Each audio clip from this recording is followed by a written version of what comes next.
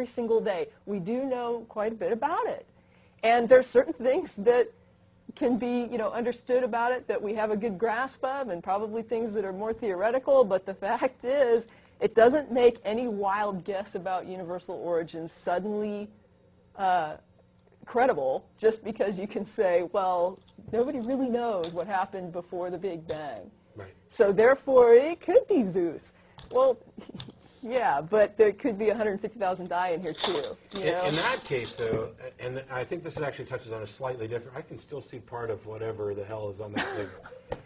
In that case, podcasting live from Mars. I think this touches on a slightly different aspect of this, in which,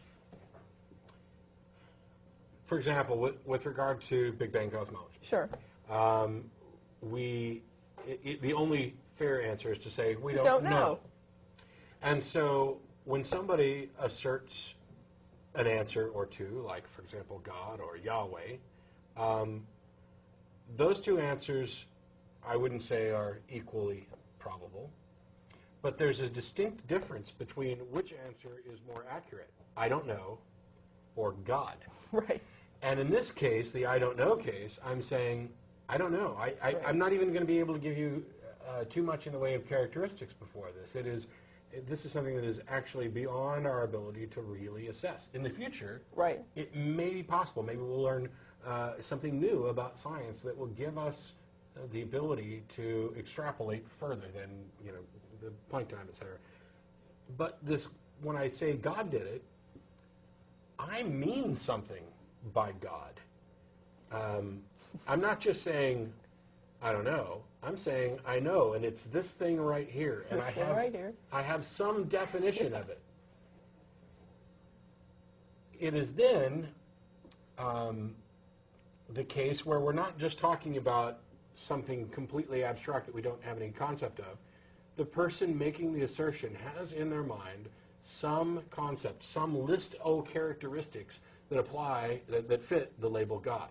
In that case, you are required, if we're going to have any conversation, to tell me what those characteristics are. Because if in the course of assessing those characteristics we find that some of them are logically contradictory, we can eliminate that as a possibility even if we don't know anything else about it. Sure. And if you come up with characteristics that contradict other known aspects of reality, then we can... Well, the other thing, though, is when you have a thing like a God that has no manifesting or measurable characteristics, how do you factor that into your theory or your equation? Yeah. How do you use the information that is not there? I mean, I don't know. It's like I had a quote here from Austin Klein's site. All such statements are causal shorthand for a more elaborate and technical statement.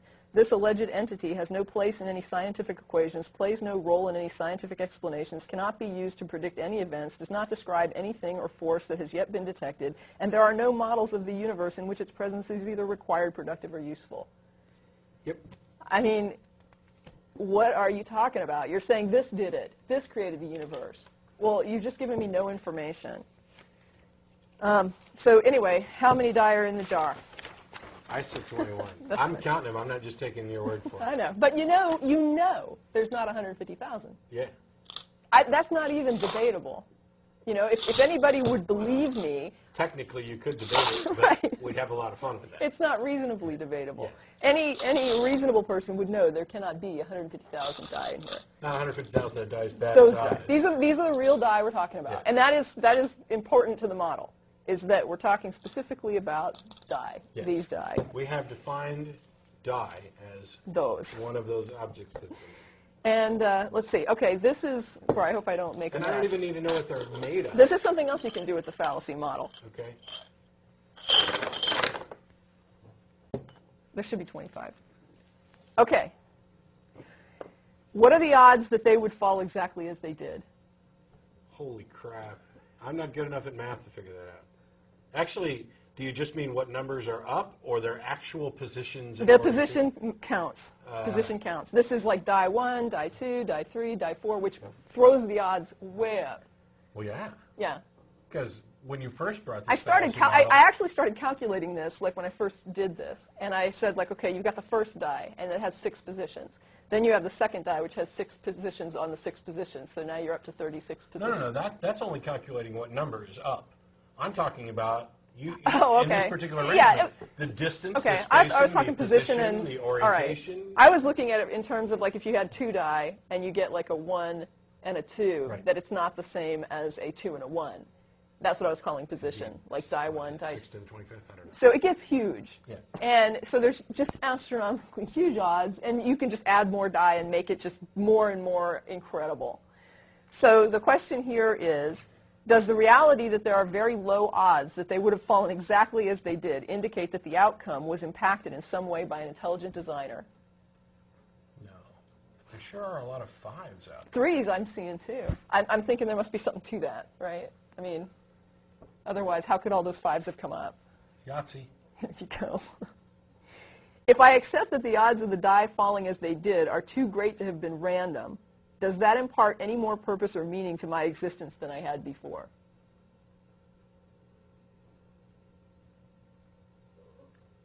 No.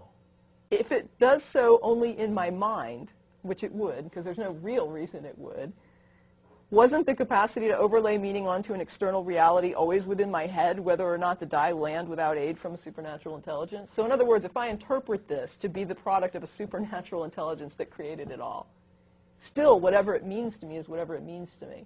And my life still has whatever meaning I impart. And if I find out later that it really was just random roll of dice, that there was no intelligence behind the outcome, does that mean I can't have meaning now?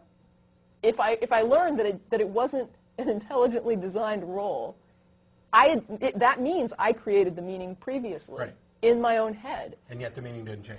Well, it can change, but the point is but you're the one I made up the meaning before. So whatever meaning I thought I had was really out of my own mind, even when I believed there was an intelligent designer behind it. If there really isn't, I'm making that meaning up. And so after I find out there isn't one, my life can have just as much made-up meaning now as it did before. There's no reason that my life must be stripped of meaning because that aspect of my view changes. Anyway, this is part of what you were talking about before, and that's why I brought up templates, about the card template. If you weren't familiar with the game of poker and someone dealt you that royal flush, it would be meaningless to you. You might see the pattern of hearts, or it just depends. If you've never seen cards before and you don't know what they look like, it's the first time you've looked at a deck of cards, you don't even know that there aren't hearts. You just got a handful of hearts. According to what you know, it could all be hearts. The whole deck could be hearts. Right. So you have no idea about the meaning behind it unless you already have a preconceived template of what is a good poker hand. And so if we had a template laid out on the table, and then these die hit, and it was exactly like the template on our first roll, that would be pretty amazing. It'd be whatever the odds are. Right. Yeah. Because now we got a template. But it's still possible. Yes, it's possible, but we have a template. Mm-hmm. So we're saying, what would be the odds of rolling this? And then we roll it. It's like, holy crap, we really rolled that. I would be blown away if I was able to roll that on a first try. But the thing that gets me is, without a template, there's no, the full house is not significant if there's no full house template in your brain. And if there's no template laying on this table to match these die, any roll is just as good as any other roll. It's just as many odds to roll this pattern as to roll this pattern. There's nothing significant about one pattern or the other except in your brain. Right. And that is something I come across a lot with